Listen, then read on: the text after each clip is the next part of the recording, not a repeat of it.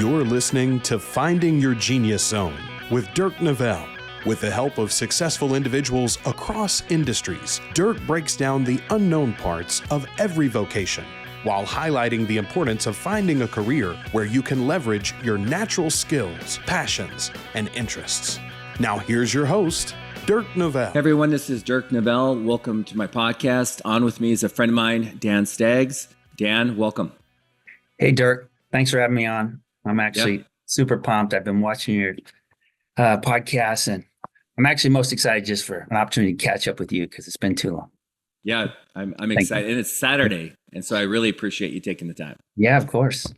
And Dan is actually at his office, iMatch, where he works, and on a weekend. So he's a hard worker. We're going to get into that. But real quick on Dan. So I was thinking, Dan, the first time I met you was over the phone.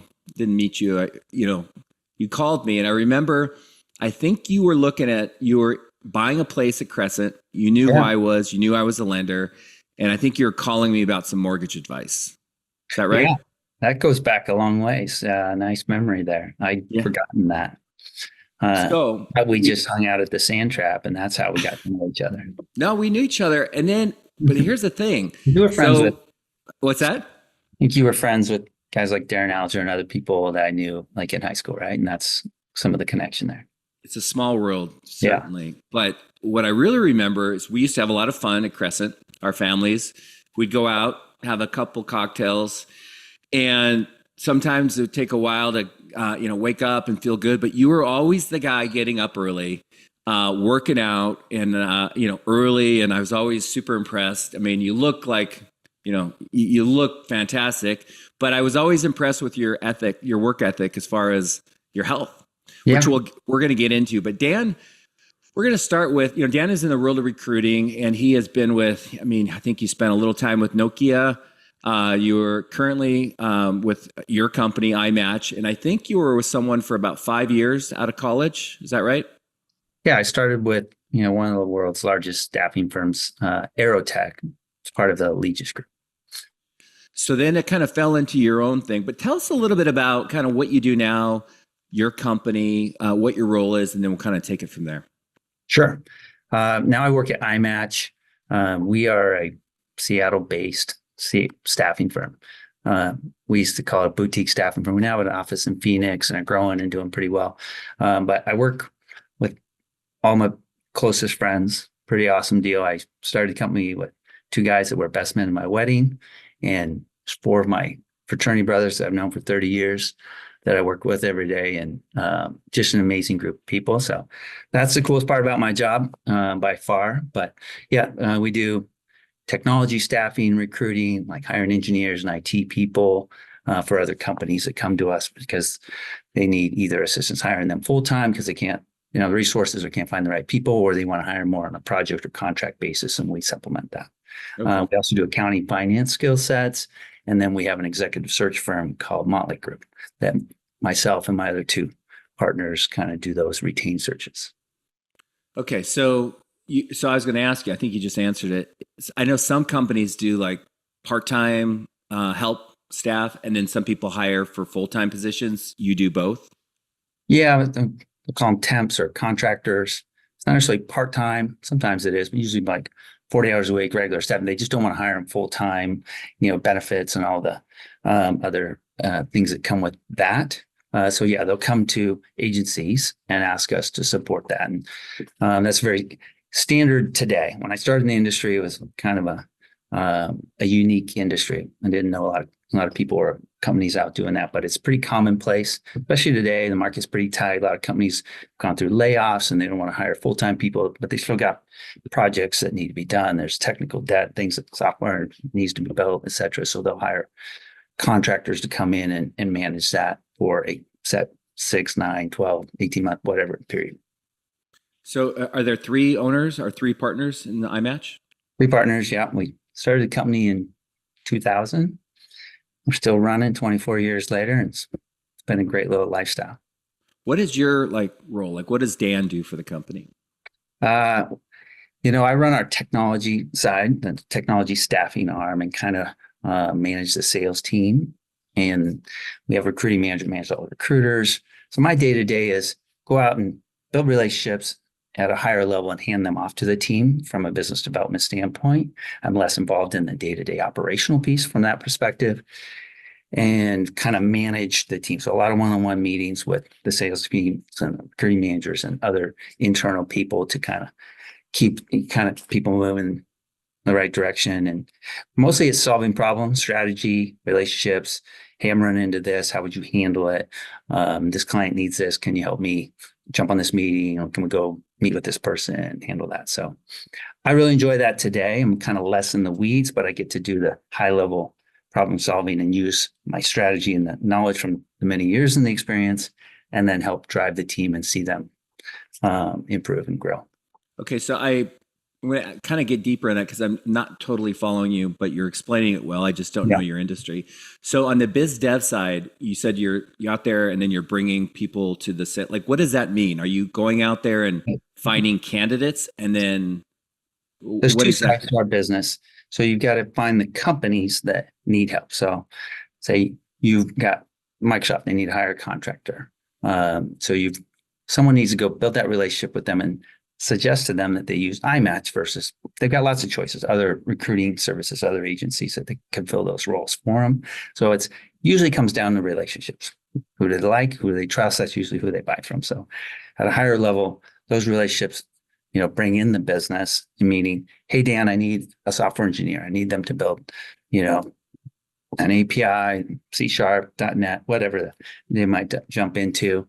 And then I would bring that back, or in this case, I would actually introduce my business development managers and bring them out and let them manage that and, build the relationship. And they'll do the day-to-day back and forth with the client, submitting candidates, negotiating rates, ultimately placing the candidate at the client site, and then maintaining that relationship long-term. But once we bring that in, then we have a team of recruiters, and all they do all day is fulfill that. So the delivery engine. So we go bring in the business. We need to come through. We go out there and put our name on it and say, yes, I can find you this person. We can find you a great person in this timeline. Well, then now pressure's on us. We got to go in and identify great candidates, submit those to the client. They usually do a screen interviews and then maybe more in-depth thorough screens, and then they make a hiring decision. So it's kind of how the process works, but our recruiters do all the heavy lifting, right? They've got to go out, make lots of calls, do lots of internet searches, go on LinkedIn, all these places, and identify prospective clients, and then start doing phone interviews, Zoom interviews, meet them in person for coffee if they're local, like get to know that person, make sure that they're not just a good fit technically for the role, but they're also a good culture fit and have the soft skills, and they, all the logistical things fall in place. They want to work at that rate and that location and those durations, and all those things match well, because there's a lot of ways that the deal can go wrong. So they make all that match. They bring those candidates to the account manager or the business development person. They then are the experts, what the client wants, what they need, and know how to qualify that, make decisions, send it to the client. Yeah. Okay. So I'm interested in this because I grew up in this area. I've got friends. We have mutual friends that are kind of in this business. Sure. I think maybe different flavor of business. What exactly, so for a younger adult who's thinking about recruiting, or they love technology, or whatever, I'm listening to you and I'm like thinking, okay, what makes a company like iMatch successful? And you talked about you're the one with the relationships, because I'm thinking about you and the other 20 or 30 people at Slalom, or our buddy Darren. Yeah. Like, how do you differentiate yourself? Like, if everyone's got talented pool of employees, right, like, is it just come down to, I like to work with Dan? Ultimately, yes. Yeah. I mean, there's no magic to what we do. It's pretty straightforward as I explained it. Yeah. And for us, our value add is we're built and born and raised in the Seattle area, right? We know everyone in the city. We've been doing this for 20 some years. And we've got lots of, our database is full of local candidates. We have lots of background information on all of them. We can background check people through our relationship. So we bring a lot of value that in that scenario locally. Outside of here, that's less of an advantage. But it's our network and our relationships that drive our business and keep us growing every year. But yeah, I mean, ultimately people buy from you because they like you, they trust you, and they believe you'll deliver on what you say, right? So if I'm trying to hire someone, all I really care about is are they likable? Will people want to work with them? Will they trust them? Do they have good character? They come off as real people, right? Because that's what our clients are going to buy from. Right. So, and I'm sorry, sometimes I don't get too in depth on the industry stuff, but I kind of am right now. So yeah, it's great. We'll get a little more. But I'm curious, like, is it harder to land, say, a Meta or a Facebook or same thing, or a Microsoft, or is it harder to go get the talent to back it up to like, okay, here's the pain or the need. Now you go back to your company, your recruiters, and like, we got to put together this team to solve. Is that a harder part, or is it equally difficult? No, finding the candidates, in my opinion, we're really good at. That's not the hard part. We always come through there. The getting into the client is the hardest challenge, especially the examples you gave, Meta, Microsoft, Amazon, Google. Those are like the big behemoths that are really hard to get into for a company of our size. Okay. That's where it's usually the larger companies, the international companies. You got onshore, offshore solutions. They got massive teams and project things that they can offer. And they usually margins are lower, and they kind of, from that perspective, it's harder to break into them. Okay. And that requires more than just one person that loves you a lot of times, right? They've got vendor lists and they've got RFPs, and you've got a lot of hoops you got to jump through to get in that.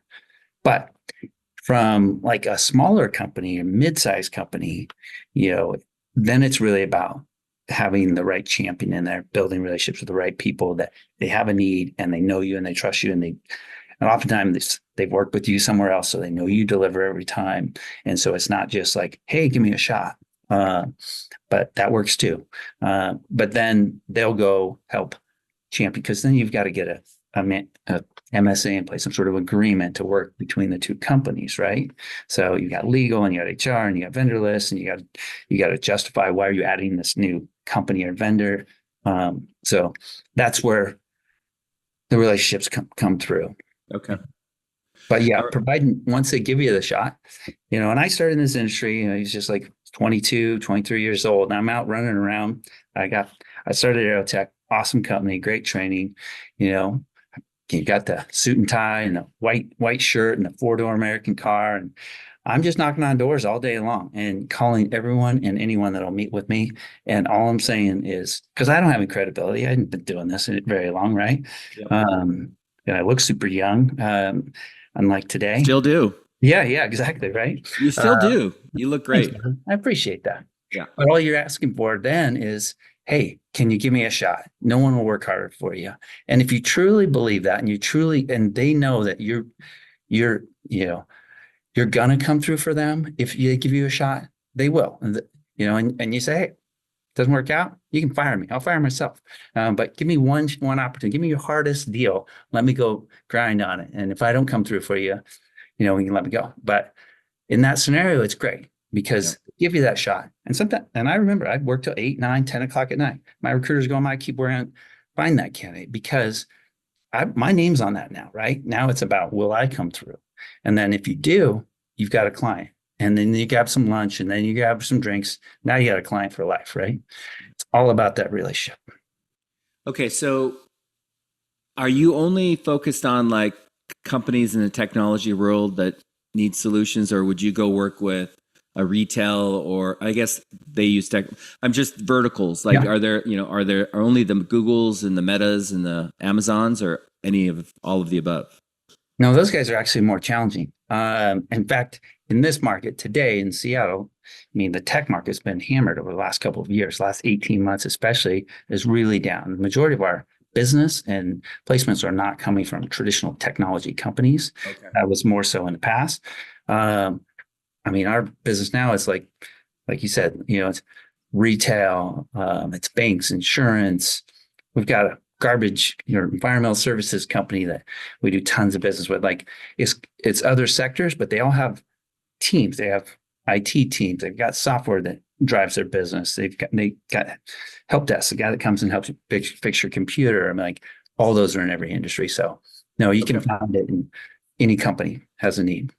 So I know you love working with your friends. You've got a, it's interesting. I used to work at broadcast.com with Mark Cuban, and that's what he did is he hired all his friends, Right. and he was in, we were in Dallas, but I'd go down there and it would be like after work, 100 people would be out together. It was just like a club. Awesome. So I love that. But what else do you love? Like if you were to pinpoint one or two things about being in recruiting, just the industry, what do you love about it? Yeah. I mean, you've got to join this industry because you're money motivated, honestly. If on the staffing side, so the agency side, right? There's two sides of the recruiting industry. There's staffing agencies where we're kind of a third party. And then there's corporate recruiting where you're a recruiter on site for Meta and you have access to internal managers and you fill a certain amount of roles for them. That's a different world. Our world's very commission driven, eat what you kill. You've got to be someone who's wired for high commission, high stress, lots of ups and downs, a different type of lifestyle, right? But no capped income. And that's the beauty of it. So for me, I loved, and I came into this industry because I wanted a sales job. I had no idea what recruiting was. No one around me had ever done recruiting, but it was fantastic. I can go, they told me I could make X amount of money and there was no cap. I was like, sign me up. I'm in.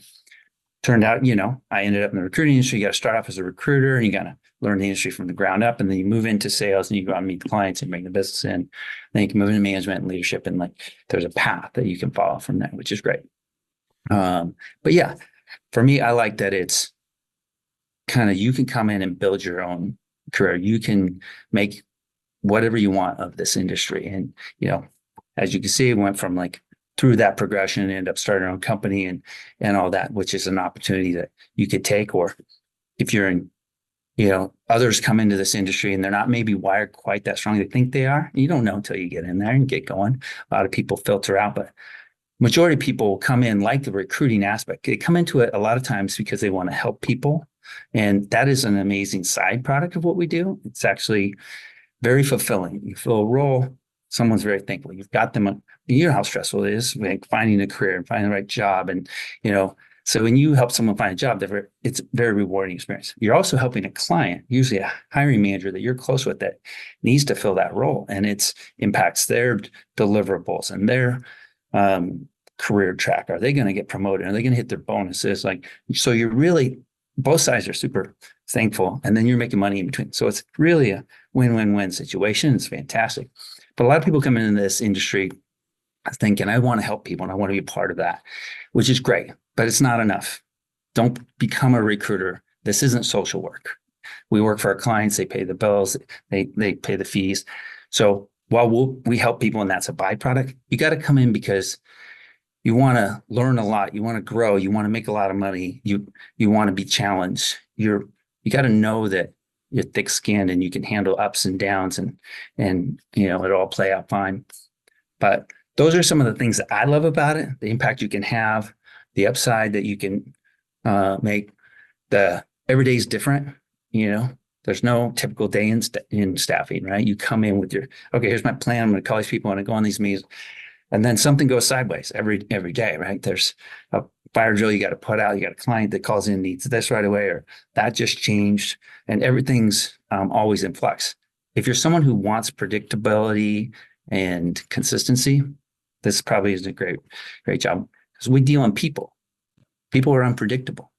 Our product is by nature going to change its mind a lot. And, whether it's in their control or not in their control, like candidates take a job and then a family member gets sick and they can't take the job, or they got to go back to India or wherever and they're out, or their visa expired. Things happen, right?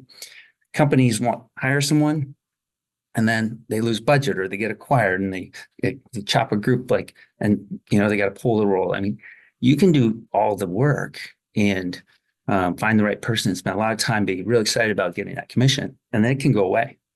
And that's hard for some people to deal with, right?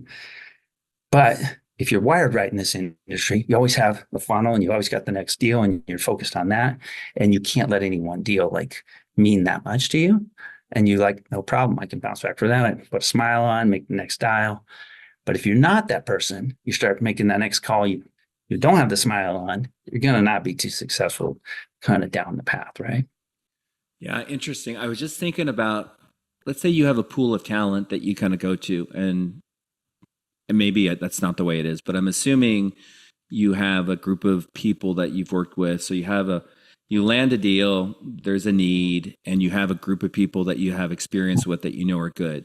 So they do the project, and then they're so good, they get hired full time. Does that mean that you lose that talent forever? Because I would think having this group that you can come back to, Right. Does that happen? No, those are great points. We've all gone through iterations of that. At times contracting firms will say, you can't take my people on because they're so valuable to place those consultants over and over again. We don't operate that way. We always allow our clients after a 6-month period to convert them to full time.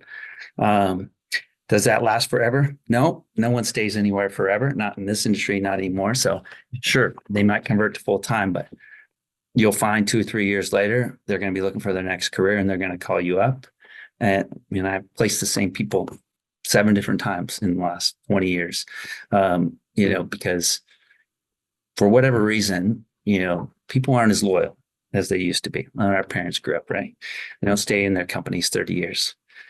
Although my wife has almost, and I have almost, but like majority of people, at least in like the tech world and like more career tracks where they're not like owning their own business or really kind of just driving their business, they go in, they get a few years experience, something changes, or they get the experience, they build relationships, and they move to the next company because they get a little offer to go over there. Someone went over there and they're bringing them along. And so there's this constant flux, which works out, by the way, great for our industry, right?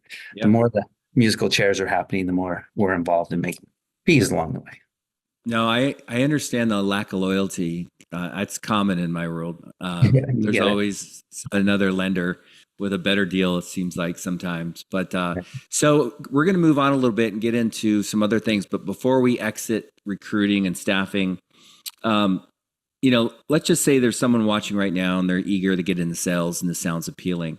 Not to ask like what you make, but what's the nature of compensation? So let's say you're in sales and you're out there trying to land deals. Is it a salary position plus bonus? And then if it's like if you're getting money based off a trail of a project, is there an end date, or can there be a recurring revenue stream that lasts year in and year out? Yeah. Some companies structure things different. Okay. Probably the way we have it is pretty consistent with the majority of good agencies. You have a base salary that's competitive, but your total comp is really more based on your commission and your upside there. And, I've got recruiters and salespeople that make 8 times their base, right? So there's a lot of upside on that you come in, you want stability to get going, but you're really doing it long-term for the commission side. But yeah, once you place people, there's 2 different ways you can do it. We do permanent placement, you do contract placement. They're a little bit different fee structure. So if you do a permanent placement, you might charge $30,000, $40,000, $50,000 for that person, right? And so then you get a big chunk, or in our world, we kind of just break it up and feed it to you over time. So you have that recurring revenue.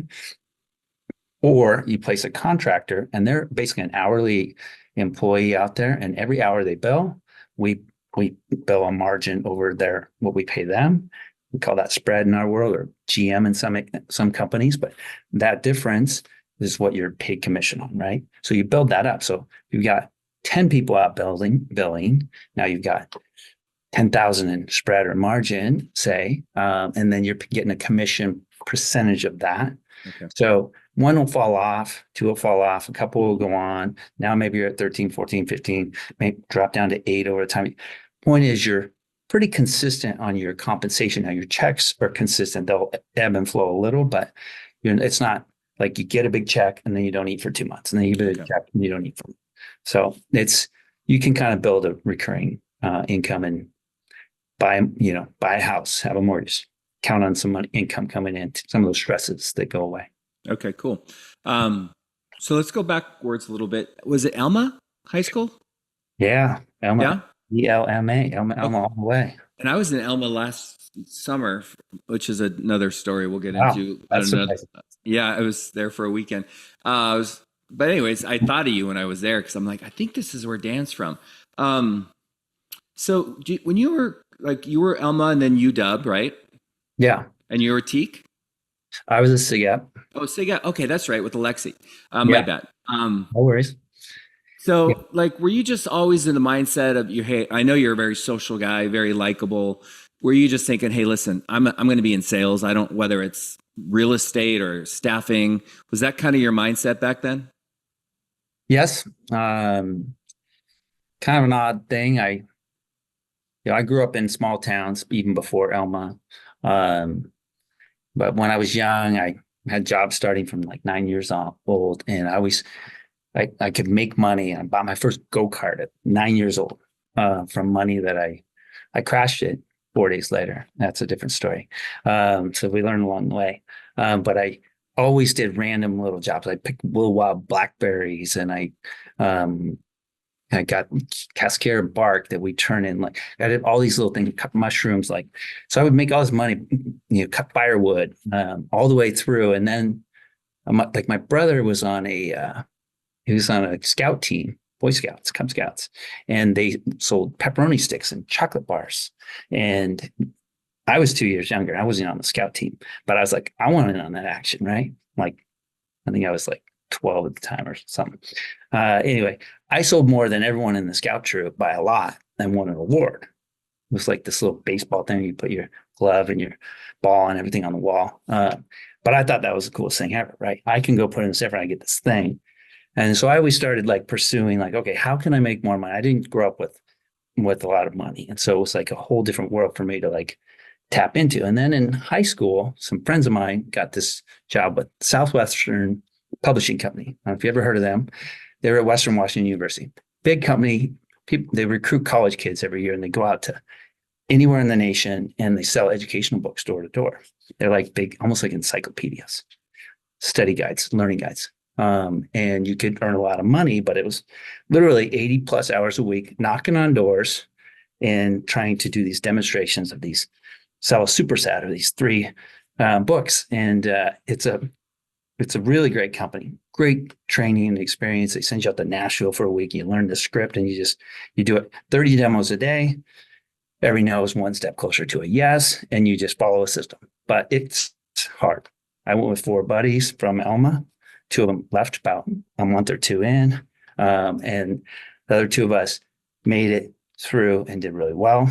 I ended up making like $5,000 and I got a trip to Mexico, won this like, President's Award. By the way, I was the only high schooler doing this thing. My buddies were in college and they brought back and I said, I want to make money too. So I talked them into giving me a shot and let me do this. So after that, I was hooked. I was like, sales is the route for me. I love the upside, right? So that changed my life. And so I was I went to UW, kind of long story how I ended up there, but escaped from Elma, ended up there and decided to go into business school. And because they didn't have a sales program back then, but I wanted to go into sales and that was close as you could get. And you were a wrestler, athlete, like wrestler, right? Yep. And did you play any other sports like football or? In high school in Elma, by the way, you can letter in every sport if you're a halfway decent athlete. So yeah, I played pretty much all sports, baseball, football, cross country, golf, wrestling. Yeah, had a great time in all the sports.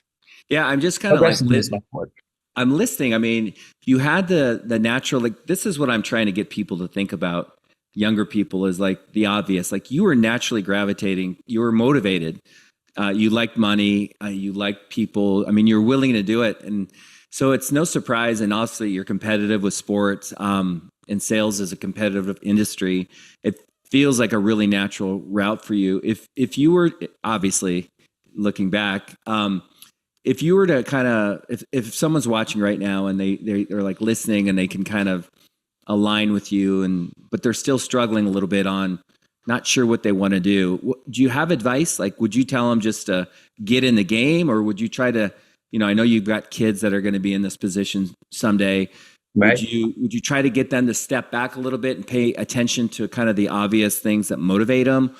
That's the dance, Dan. Like, the problem sometimes is I get people saying, well, you just go get a job and you'll figure it out. But I kind of think you need to take a kind of a gap moment and stop and kind of internalize and think about what it is you are naturally, interested in doing. What's your advice to somebody that's kind of in that position? Yeah, you're tackling one of the world's biggest questions, right? What to do for your life and your career, and one of the most stressful things. But it's, in my opinion, you have to figure out what you're good at, what you're passionate about.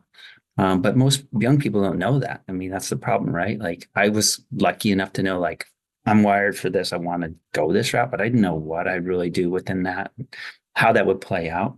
But yeah, we have kids that are now getting into like junior years in high school, and they're starting to look at college and thinking about what majors they should be and what careers they want. And I've been doing this for almost 30 years in the recruiting consulting space, right? I mean, I should be an expert at telling my daughter, this is what you should go do and why. And then I'm always surprised that, like, I don't have all the answers for her, but we have some great conversations about it. But for me, it's definitely, figuring out your why and what you like. And I think that as long as you're pursuing that, the rest gets really easy. But if you don't know what that is, you've kind of got to, like you said, step back a little bit and kind of look at, okay, what am I good at? What do people come to me and ask me, advice for? What is it that I find myself spending a lot of time on, where it's easy and I'm motivated to do more of? And whatever that is, you should investigate that a little bit more and look for the kind of cues and the response and things that are coming from that path.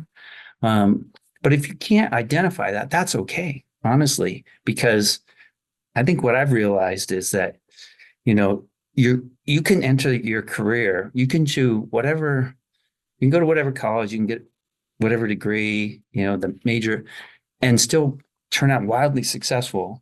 And you might do something completely different than where you started in, and that's okay.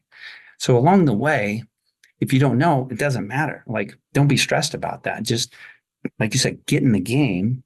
Whatever you do it incessantly, go all in on it and have intention, but build skills and evaluate. Did I like that? Did that go well? And what am I more curious about? Build relationships, which is much more important, I think, and dive deep into that. And, if you can invest more in yourself early on, whether it's joining different groups or building relationships with mentors and other people that are successful, and surrounding yourself with people, they'll take you along a path, right? But my thought is, and I know you talk about Dr. Joe Dispenza every once in a while, and I'm a Joe Dispenza guy too. And I really believe in, like, start with the end in mind, create the path that you want to go down. So, and have blind faith and just follow it along the way, right? Like, if you're at that stage, stop and close your eyes and say, okay, what do I want my life to be? And visualize it. This happened to me when I was in third grade, and I don't know why or how, but it did. I never should have followed the path I did. Everyone around me did not. And I escaped and had a whole different life. And it was because I just always had this kind of vision of where I was going, right? And can't really explain it. I don't know why, but I had this blind faith that I could picture what my family would look like, what my house would look like. Pictured a red sports car on the beach. I still don't have that, but I've had some sports cars, but I'm working toward it. And then, who you want to be, how do you want to act? What are your relationships like? Picture that, and then step back and then say, okay, do I want that? And if you really crave that and you incessantly work toward that and believe that you'll have that, then the path won't matter so much. You'll get there, right? Along the way, it's not going to look like a straight line, right? You're going to have ups and downs, and that won't be so stressful if you know that you're ending here. And then things will just kind of open up. Like, my path was really odd and disjointed, and there was all these crossroads, and at every crossroad, the right decision came up, or someone offered an opportunity, and I just followed it, and I took risks. and put myself out there. And the path always took me the right direction. And it doesn't always make sense at the time, but each of those steps along the way get you to the end. So there's no wrong moves, right? Which is, it's the beauty of it. So you don't have to be stressed about it. As long as you're building relationships and you're building skills and you're following kind of your gut feeling along the way, the jobs, the careers, the decisions along the way, they won't matter so much. They'll just get you there. So I think, yes, try to figure out what you're passionate about. Because when you're passionate about something, everything else is easy. Like going to work, like when we started this company, I worked through the night multiple times because I was so excited about building this business. And that didn't feel like work to me. That felt like joy, like something I can really just, this step's going to get me to this step. That's going to, this is going to happen, right? Like most people think that's crazy to want to do that. But when you're passionate about something, you really bought in, then the work it just happens, right? And if you can find a career that you're passionate about, and most people that are wildly successful, it's because they do something they love and they're passionate about it. And it doesn't seem hard and it comes natural. You talk about being in the flow. It just happens. I'm glad you're a Joe fan. Yeah, I met him a couple times and awesome. He's impressive. Impressive person. It's funny. I was he's got like this thicker hair now. And as a guy who's lost his hair, I'm like, did he manifest that, or is that like a surgery? Because I'm like, it's funny because I went to a week-long seminar and then I saw this picture of him that came up in my social post today, and it's like his hair is thick, and I'm like, he's on to something, man. I think he manifested the people around him to help him. Yes, maybe pay for it. I don't know, but it's funny when you're talking, and I know we're kind of getting close to the end here, but we're going to get into kind of what you're doing now. I know you're doing iMatch as well, but I'm part of this coaching group, and we've had there's 30 of us, and we've had people that come spend time with us. And Joe was one of them. We were able to get him during COVID when his schedule wasn't as busy. But another one was, I think it's Ben Greenfield. Do you know Ben? Yeah. And I kind of like getting into what you're doing now in terms of your, and I'll let you articulate it, but he's very he's at a whole level that it's kind of crazy. Like, is that similar to what you're trying to do, but in your own kind of Dan Staggs way? Because when you say hack or biohack or whatever, I can't follow him, to be quite honest. When he starts talking, it's just it's too deep for me. But tell us a little bit about you can answer the question on Ben, but tell us a little bit about kind of what you're doing now on the health side. Yeah, I've invested a lot of time in Ben yet, but I've got lots of other kind of mentors in that space, or I guess people that I follow and love. But yeah, I think for me, the biohacking, I don't know what that term really means, but yeah, what I've realized is, I don't know if you even know, but I had a kidney transplant a little over a year ago. And you stated earlier, I've always been a fit guy. Fitness and health has always been important to me, but not at the level it is today. And when you go through an experience like that and you don't have that energy level and you don't feel the way I do today, you never want to feel that way again, right? Where it's a struggle to get through the day, where you can't think clearly, or you don't have the energy to stay awake at work. Simple things, right? But that lack of motivation to go lift and run and do all the things that you want to do.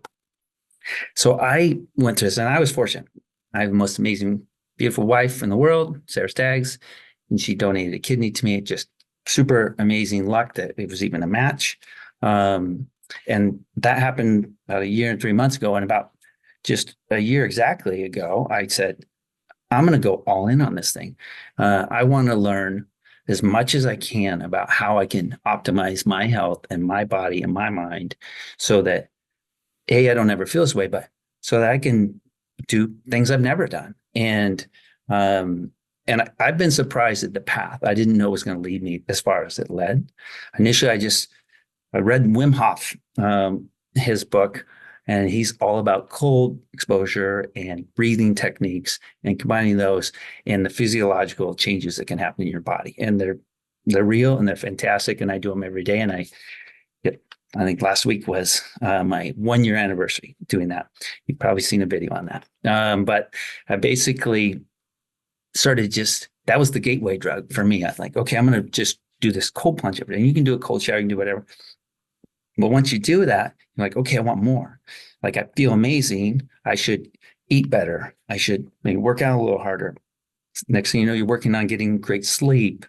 You're doing these breathing techniques that kind of lead you to doing meditation and some of these other things to really get your mindset right and help kind of create your future. And then anyway, I started just doing research. I never loved reading. I never loved like spending my time watching podcasts. Sorry, Dirk. But now I can't get enough of them, right? And what's interesting about that is, okay, that seemed hard to me before. Now I wish I had more time, and I'm like starving to spend more time learning and growing about this thing because I'm passionate about it, right?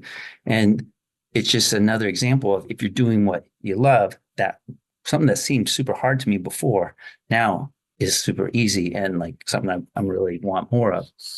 But anyway, so I just started like following it. I started eating my own dog food. Everything I read, I was like, I'm going to try it. I'm going to do it. And then I can't tell someone else they should go to these things unless I'm doing them, right? So I basically ended up later realizing, hey, people kept asking me, how are you doing this? What are these? Because I started doing amazing things at the gym, and I started having this great outlook on life and perspective and just energy. And I'm always like telling people about these things and trying to get them to do them. Like, hey, you should take these supplements and you should try these things, and try to be like a human doctor to them, which I shouldn't. I'm probably not qualified to be. But so then I realized, well, I should share this with more people, because so many people have no clue about the way their health works and the things you can do to optimize it, and we're missing out. And I feel like I've lost decades, and I sure wish I had this knowledge earlier. So anyway, I started, a social media site, or several of them, just creating some content and putting it out there. One of the main takeaways from that is that it forces me to be accountable and to keep learning and growing and putting it out there. So I love it just for that reason. But I've started to see amazing kind of feedback and results from people doing these things. Like, guy in my office that I talk to every day, he's lost 30 pounds since January. Wasn't a big guy. He's down to 175. Four of the guys in here all work out with me at F45 every day. And I've got them kind of coming to the gym and focusing and doing all that. I took one guy from 2.5 pull-ups to 25 pull-ups in 3 months, just, training and working on it every day. But like things like that are very rewarding to me. Like, got tons of people doing cold plunges and sharing the results every day. Like, oh man, I feel amazing. I did this and that. And so anyway, that's the path I'm on. I don't know where it's going. I don't know what my end goal is, but I really believe it'll lead me to something. But either way, I'm having a great time with it. Yeah, we were talking before I hit record, but like that's one of the things like I've noticed about you, and I've watched your content, and I'm 54, and I'll be honest, I'm about 200 pounds. I should be about 188. I like to drink. I mean, I'm not getting drunk and yelling at cars or anything. I'm just like, I like to have a cocktail or two and listen to music. I live on a farm, and so it's kind of my happy place. But I found like I joke, like my son, I have a buddy that's, do you know John Newble? No, but I know John's one of my best buddies, and he's like you. He's like, my son's like, Dad, why can't you look like John? Like, I won't take my shirt off when I'm around him. If we're at the beach, I'm like, I'll stand 30 feet away. And right. My son's, and I tell him I just haven't hit rock bottom yet. But I was watching your content, and I'm like, I really need to do something. And I'm really impressed with what you're doing. And when I think about my podcasts and people being in their zone of genius, like, I know that you're exceptional in staffing and in recruiting, and you own a company. And but what I see you doing now, it feels like that's what I want people. And it might take 25 years, but that's you. I mean, I feel like that's really who you are. And like you said, I think sometimes when you're in that zone, it's not about the destination. You're just enjoying it, and who knows what will happen. So I kind of wanted my audience to kind of hear about your first chapter, but also what you're doing now, because that's what I kind of consider being in your genius zone. And I think you are. So I think you're right. I'm having more fun than ever doing this, and I don't know where it'll lead, right? I still love staffing and what we're doing, and we have a lot of amazing things to do here to provide opportunity for our great employees and grow this thing. But someday I will do something outside of staffing from a career standpoint or a side hustle standpoint in this health and fitness world. Well, I mean, I've owned a gym for the last 5 years, or a fitness studio. So I've already got that. And I did that because I love being around fitness, right? So we started an F45 gym here on East Lake Avenue in Seattle 5+ years ago, and just build a community of people, and all of our friends and everyone, because we live in this community, all go there, and coworkers. And it's so rewarding to go in there every day and see the changes and see the people doing that. But I just want to do that on a higher scale. You don't make a lot of money off of gyms, so that's not the end goal. But I think for people to try to find something you're that passionate about is hard. But you can also do it on the side, right? Like you're doing it, Dirk. I mean, you're a great example of that, right? Like you can have your career, and maybe you're working toward like figuring out what that should be, that you're going to be passionate on. That takes steps and time, and you got to take risks and make moves and course correct and all that. And that's fine. But along the way, you can do things on the side, whether it's a hobby or a side hustle that actually makes you money or whatever. Once you realize, oh, I'm really good at this, or I'm really passionate about this, like try it, go for it, right? And you might morph into that as a career over time. I love it. As we wind this thing down, by the way, if people are interested in health or nutrition or whatever, how can they find you and follow you? Yeah. At Healthy Mindset by Dan is my Instagram, Facebook, YouTube, and I think TikTok. So yeah, just try to drop like 3 new posts a week and it's everything. I think there's a video coming out this week about how to eat apples and oranges the fastest, most efficient way. Just something fun and creative, right? But most of it's around silly things I'm doing in the gym or health, fitness advice. Lots around nutrition. I've kind of got these 6 pillars. It's about the mindset first. You got to set that. And then the rest is easy. But once you have that, and by the way, Dirk, I've got 10 friends that have told me exactly the story you just said. Hey, I'm kind of 50 now. I've got this dad bod. I want to make changes. I mean, we all went through like raising kids and doing all this, and like, it's a natural evolution, right? But it's not too late. And I've seen people turn it around in months.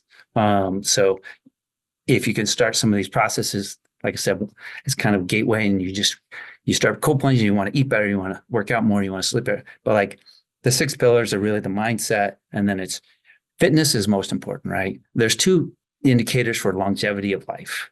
Peter Attia, it's this fantastic guy. Check him out in his work and his YouTubes and whatnot. But he's done all the science, and widely everyone agrees that VO2 max, so your ability to process oxygen when you work out, velocity of oxygen. So basically, your mitochondria turning ATP energy into cells, and how long that can last when you're running, whatever. That comes from, you can train for that in a very specific way to increase your VO2 max. And that basically will allow you to keep moving late in life, right? And then, strength training. So muscle mass and strength, so grip strength. So 3 days a week, you kind of need to be doing some heavy lifting, some sort of lifting up some weight, doing some strength training. And like 3 days a week doing at least 20, 30, 40 minutes of VO2 max training. So that's not real hard. And you can look that up, but it's like barely breathing, like hard kind of workout. It's just steady state work. You can go walk 10,000 steps a day, put a little backpack on, add a little weight, or go uphill, put yourself in that heart rate 70, 75% range, and just do that 3 times a week. These things help you train for that. But most people don't understand, like, we're kind of, healthcare shifted, right? There's usually you break down, so, eventually we go on this path, something breaks, we go to the doctor, they give us some medication to kind of deal with it, but it's not healing it, right? We need to be proactive and preventative before that happens. And that's where kind of medicine 3.0 is going. And Peter T talks about this a lot, but where we need to be understanding that this is a main thing everyone needs to know. It's like, you should probably doing blood tests and doing analytics. The data's out there. Everything's shifting with AI and all the things that are happening. You can go, I mean, I've done every type of blood test, so you can test your gut biome and know what foods you should be eating. You can test your genetics and know how you need to supplement to offset genetic traits that you have. You can test all your biomarkers to know, okay, I'm not getting enough vitamin D or C or whatever these things are, or my testosterone level's way too low and I'm not optimized and I don't feel the energy and I don't have the strength and can't build muscle mass and bone density, all that. You should be supplementing those things to keep yourself at an even state, right? Our human body was, over evolutionary time was designed to live hundreds of years. So 35, 40 years old, we procreate and we move on, right? So like at that time, after like 35 years old, at a cellular level, we just start aging and things start dying off. And that's how cancer gets in there. You get these senescent cells and bad things. But you can offset all that. You can take all these supplements to keep that from happening. Majority of cancers and all those things. But most people are waiting for those problems and then trying to solve them, and it's too late. But if we can do all these blood tests, and I'll list some of them on my Healthy Mindset by Dan. And there's these supplements, especially after 35 years old, you need to start taking to keep your cells strong so that you don't start breaking down. So you can, fight off disease. And so you can keep your energy levels high and keep your muscle mass and growth, muscle mass high, all those things.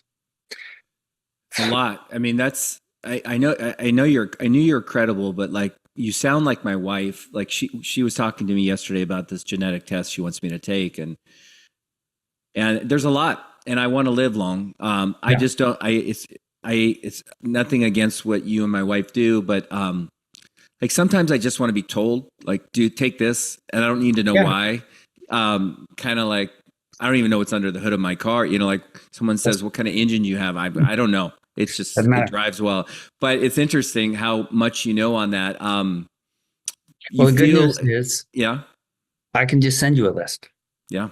Yeah. Just anyone, just DM me. I'll send you like the supplement list I take and what they do and why. And I can save you a lot of time.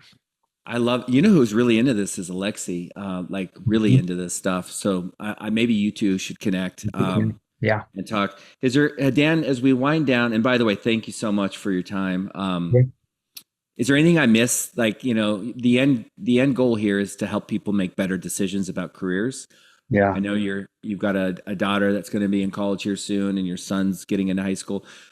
So you're kind of vested, you understand, people stress out about this. Anything I didn't ask you, or anything last minute advice that you want to leave the audience with? I mean, it's never too late, right?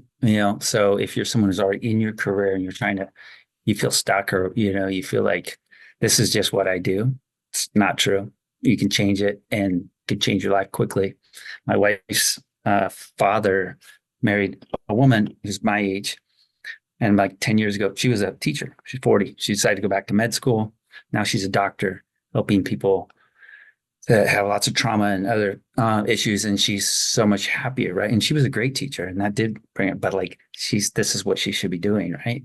And you can make that change at any point. It's not that big a deal, but I'd say early in your career, invest more. I think a lot of people they jump in their job and they just, wherever it takes them, and they're just so, you can make a lot of money just moving up and like doing your job. But I think if you spend your early years focusing on yourself and self-development, maybe a little more higher education, more like this incessant learning we're talking about whatever subject matter you're in, no matter what it is, and getting better at it, joining groups and networking events, and building your people, getting your tribe, and, getting all of these experts that you can kind of spend time around. Those people will take you, paths, and like you'll end up in different places if you're doing all this research and this kind of study, and you're so enveloped in it, you'll end up exponentially more wealthy than the person that just follows a career path. Most likely, you'll end up starting your own businesses, investing in different things. People will take you along the way.